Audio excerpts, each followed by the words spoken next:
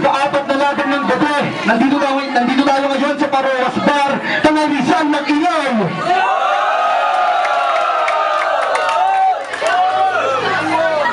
Salamat pa rin sa Nakikita Battleground, sa mga sumusuporta, sa mga dito, sa lahat ng mga pumunta rito. Lalo na sa Parolas Bar, sa venue natin. Okay. So, yun. Sa kalungga ko, galing pang Baras, mag-ingay para kay Oxnab.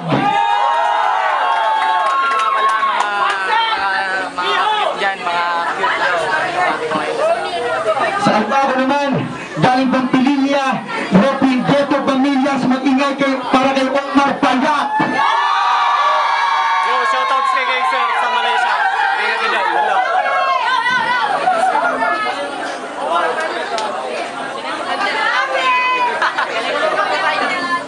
So, pinili niya muna si Oxmag. So, Painit tayo, painit! Pahinga natin mga MCs pumana, pahinga natin. Parang panag para kay Oxmag. Yeah. Pangsyon kapag di ko na kailangan magtimpi. Sunod-sunod na suntok ng bars ko sa kaliwat ka ng mong pisngi. Sabay apercut ng ribat ko, matisampak yung matindi sa pagiging pili. Guwapo mo sa FB, tingnan mo lang kung maging guwapo ka pa pag-uwi. Kasi piling guwapo ka, eh samantalang makakita ka nga lang ng guwapo, kinikilig ka na. O tingnan nyo, alatang kinikilig na naman to si Gay. Pero huwag kang mag-alala, hindi ako galit. Ganyan lang talaga pakaramdam pag nakarap-battle mo, literal na. That's my day. Pero, alam ko, fans ka ng Aldab. Kaya nga sa sobrang paghanga mo sa Aldab, pagkakaalam mo ang Aldab ang may-ari ng pagawaan ng doorknob. Kung magtanga ka pa talagang lumaki, hindi Aldab ang may-ari ng pagawaan ng doorknob. Magkatunog lang sila ng salita sa huli. Pero balik tayo sa'yo. Balik tayo sa'yo. Anong nararamdaman mo ngayon na nakalaban mo ako? Kasi ako, pagkaramdam ko ngayon na nakalaban kita ay natatakot ako. Natatakot ako na baka di mo makaya level ko. Pagpagpababa ka, malalalang mata mo sa akin pag sinagat ko. Pero wag na, baka di mo na ako masukat. Pero sinasabi ko sa'yo ng dahan-dahan ng sarili bangko ko, hindi ko binubuhat. Kaya lumalaban lang ako pag minamaliit kasi ayun ang iyo ko sa lahat. Kaya sige, magmaliit ka na ng ibang tao, wag lang ako. Kasi pag ako minaliit mo, wala akong pake kung nauna ka man sa akin mag-rap, mawawalan ako ng respeto sa'yo. Pero mabait ako, walang mo yan. Mabait ako kaibigan. Sa kabaliktaran, lumulumpo ko ng kalaban nang wala akong dahilan. Kaya Omar, ako ang magsisilbing trauma mo. Yung tipong dahil sa paglumpo kasi sa battle na to, matatakot ka na lang sa mga susunod na battle. Ensing nakakalaban mo kasi yakala mo ako. Kaya ako, iba ako sa'yo. Nauna ka lang sa akin mag-rap, paminado ako. Pero yung naranasan ko, sa naranasan mo na laban, mag-iiba tayo dyan. Lumulumpo ko ng kalaban sa laban hanggang sa mamatay, pati sa kabilang buhay nasasaktan. Time. 10 seconds. So, parang banat, para una, gawin mo tayo. Yo, ang lapit, ang bilis. Wala ko naintindihan. Yo, Oxford, kamusta? Handa ka na bang matusta? Sa mga punchline ko na para pera na pera, bamusta? Chap-chap ka sa akin, panigurado na luska. Tingin mo, sikat ka na, para sa akin laos ka. Tingin nagagalangin, piling mo, boss ka. Di ko tuturin na friend, di battle to, kasi di naman kita kaibigan, kasi nga, hutas ka! Akala mo siguro, ay tapos na. Kailan may hindi magpapabingit. Tumumpok ka sa balwarte ng tangay, yung buhay mo nasa bangin, malapit na sa bingit. At kung mahuli ka man doon, mamatay ka na sana, pero wag ka umasa, mapunta ka sa langit. Kasi ugali mo ay pangit, hindi ka mabait. Kaya sa Heso Kristo, itutulak ka ulit, palaglag sa lupa, para sa impyerno ka na lamang magsumiksik. Check! Isyo, sa amin sinta, walang gustong tumanggap sa'yo. Ikaw yung baliw na taong di nakapagtapos sa pag-aaral, kaya kahit sa mga pre, walang mahanap na matinong trabaho. Baliw na tao, matinong trabaho. Kailangan pa magpagala para magpalakpangan at malaman nyo sila ang ulo to. Pero hindi kita inuusgahan, hindi kita inisipan ng negatibo. Bagkus ako ngayon nagpakapositibo at binasi ko na lamang yung katauhan mo sa nakikita ng mata ko. Nakikita ng mata ko na ang lupit-lupit-lupit mo. Nakikita rin ng mata ko na mukhang titig na kalumpak na nakabarber na nakaplaptat na nakauno yung kapit mo. Pero ayoko ng biruan, gusto ko lang ng seryosohan. Paano ko gaganahan sa'yo kung alam mo lamang gaguhan? Iba na talaga panahon ngayon, karamihan sa nagkukupanay, sila pa yung mga baguhan. Pag di kayo nagbago na ugalit direksyon, lalakad lang kayo, wala kayong patutunguhan. Para lang kayong naligo sa bahay, pumorma ng sagad-sagaran, wala naman pala kayong pupuntahan. Di ko naman sinasabi, Oxford, naliligo ka lang, pumuporma ka lang, pag meron ka naman na pupuntahan. Sinasabi ko lamang sa'yo, magbago ka naman. Yung pamamakla mo, tigilan mo na yan. Pag hindi ka tumigil ka kaganyan, para ka ng kriminal na ayaw tumigil sa paggawa ng kalokohan, kaya sa bandang huli kahit anong pag-iingat mong gawin, bagsak mo pa rin sa kulungan. At ngayon, magsisisi ka kung bakit ka umuo sa paanyaya ni Sir Doc Pao. Kasi tao lamang din ako napapagod, pero sa laban na to, ikaw ang unang aayaw! Time, ina mo! Okay, ikalawang banat. Tulig lang. Ikalawang banat para yung Oxman. Wow, ang lupit ni Omar! Bumbong! Tang ina mo yung nawala ko sa astigin, sa Evierno ko tumungtong. At saka, gago to, namamakla ko kasi ikaw yung bakla ko, gago. Yo, sa pangalawang banat ko, tingnan ko lang kung makaligtas pa to si Palpak. Pag pinaulanan ko na to na verse ko, malamang parang pinatay ko to sa saksak. Bang! Anong mangyayari sa'yo? Babagsak ka na naman Omar dito na wala ng buhay dito sa stage. At pagkatapos nun, wala, tatalikuran lang kita, sabay magpapapose lang ako ng pabebe wave. Ganun ako pumatay, pabebe pagkatapos. Siyempre para di ka malungkot sa pagkamatay mo, magiging sweet pa ako sa'yo yung gagawin kong pabebe wave, malaal din, labas yung dimples. Kung lumaban ako sa God, wala akong kinakatakutan. Kung lumaban ako sa God, kaya dapat ka ng kilabutan. Kung lumaban ako sa God, kaya magdasal ka na sa Diyos mo. At tilingin mo na sana pagkatapos ng battle na to, hindi ka mapabilang sa mga pinauwi kong lumpo na dahil sa verse ko.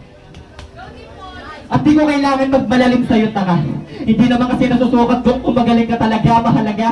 Kahit mababaw mo yung binitawan mong salita, dapat nga maging proud ka pa. Dahil kung nag-umpisa ka man sa pagiging mababaw, kunting hukay lang nakalaman, magiging malalim ka na. Diba? Pero pansin nyo ba, yung iba nasusobrahan na sa lalim, hindi na alam nung ibang nakikinig kung ano yung pinaparating. At parang kunwaring hindi nila naintindihan, nakikipalakpak na lang din para kunwari magaling. Tangina, bakit di nyo kaya subukan tanungin kung anong kahulugan ng salitang sa tingin nyo malalim talaga? Tapos sinagot ka bigla na walang kahulugan yung tulog malalim talaga, eh di isa ka sa mga pumalakpak sa kanya na tanga. Checkin muna kasi, bago mag-react, para yung katangahan di halata. Dapat kasi sinasarili na lang Omar ang katangahan, wag nang ipasa sa iba. At Omar, kamusta? Alam mo ba na napakatanga mo? Kasi sinama mo ba sa napili mong content yung pagiging payat mo? Ikalawang banat para kay, Omar. Yo, Alden, yun na ba yun? Ayos din. Pwede ng pagtsagaan pakinggan kahit hindi maintindihan ng tunay na kahulugan na nilalaman lang yung mga walang kwentang banatan. Sa mababasarahin nyo na pulot. Kasi yung lines ko, dinayo ko pa ng impyerno at sa puso ko pa ni Satanas sinugot. Kasi yung puso ko mabait. Tapos ako daw marunong manakit sa salita. Kasi pag ako nagalit, literal, sasapangin kita sa mukha. Pero hindi kita babayagan. Ang tapang nito kahit malaki sa kanya, kanya pinapalagan. Hindi porkit pumalag ka, meron ka ng katapangan. Alam mo naman na lugi ka, na nagulpi ka, tsaka mo ba na-realize na puro kakatangahan? Kaya mga kaibigan, gusto nyo na ba malaman ang tunay na dahilan kung bakit si Oxford 310 ay nagbubugan? Ito kasing hangal, hahamon-hamon ka ng Bristol ay maramdamin ka naman. Binangata ka na ng mga pinagbunan seryoso mo naman. Kaya ano yung laban na uli sa hamunan? Itong si Ox sa Facebook, nag-aamok, hinahamon si Tribunal, suntukan. Hindi naman masabi kung kailan. Paalala ko lang sa iyo, Ox, magsusuntukan kayo, hindi kayo maghuhulaan, hindi kayo mag-aabangan. Kaya sa sobrang init ni Triban Zero, dinayo ka na sa inyo, kaya pagbukas mo ng pinto, agad kang binayagan! At tayo nyo, di ba may kanta kayo Amnesia? Yung babaeng buhay pa, di ba kayo break, kinalimutan ka na agad-agad? Napagalan ng bisikleta na wala naman ay amnesia na agad-agad? Tinanong ka lang na sino ka, nagpaka-negative ka na kasi kagad, tanga. Kaya ka tinanong na sino ka, natural, hindi ka kakilala. Masyado ka kasi negative kasi tanga. Huwag kang tatanga-tanga. Sa bagay, hindi naman lahat ng tatanga ay tanga na. Sige, tanga ka na kung tanga. Lalaban-laban sa akin, hindi naman nuobra. Tanga ka talaga. At sa tuwing rap contest, isa lamang aming pinagtataka. Lagi ka naka-long sleeve, rapper ka ba o magsasaka? Init-init na dito sa barawa, naka-jacket ka ba? Teka sa Oslo, huwag natin yun ang ganyan. May puso rin yan na nasasaktan. Astigin yan, pero lambot naman, yung siya ay binayagan. O teka, huwag kayo maingay dyan. May puso nga, di ba yan? Habang ginugupi yan, may isang salita yan. Tama na yan!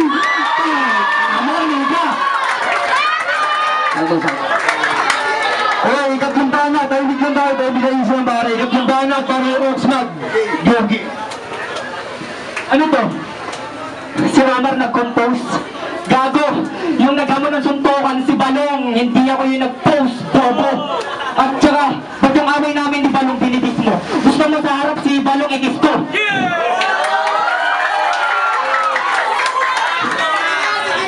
Ayun na ba yun, Omar? Nakakatismaya. Kala ko pa naman mapapalaban na ako sa'yo, hindi pala. Omar, rami pa naman nag-aabang lang laban natin dalawa at yung iba, Omar, kila pa lang nasasakyan para lang makapunta. Tapos, Omar, maririnig lang nila, bitawan mong parang tanga. Omar, rahil di mo lang ako kakakasaya talaga. Kaya, Omar, narapat lang Omaral na sa'yo to. Kinalaban mo kasi Omar ka na sa larangan eh. Omar ka nga lang sa larangan to. At Omar, rumiga lang na basura na pinatapakan ko. Ano, Omar? Masakit bang maliitin gamit ang sarili mong pangalan? Pangalan mo lang ginamit ko para maliitin ka. Hindi ako gumamit ng ibang kasantapan. Kasi ibang klase ako. Di ako pwedeng ibase sa'yo. Wala man akong grupo na dala. Dumitigma ako mag-isa because sa legend, bro. Kaya hindi ako astig. Ano astig? Wala sa akin yan. Dahil ang pagiging astig, feeling lang wala sa katauhan yan. At iwanan daw niya akong gutom. Wow! Ang swerte ko naman. O dahil pagkatapos ko naman itong keto, bitin pa akong goto naman. Go to the new battle dahil tapos na ako sa 0 naman. At hindi ako tulad doon. Natakunti lang matatakot na. Iba na ako ngayon.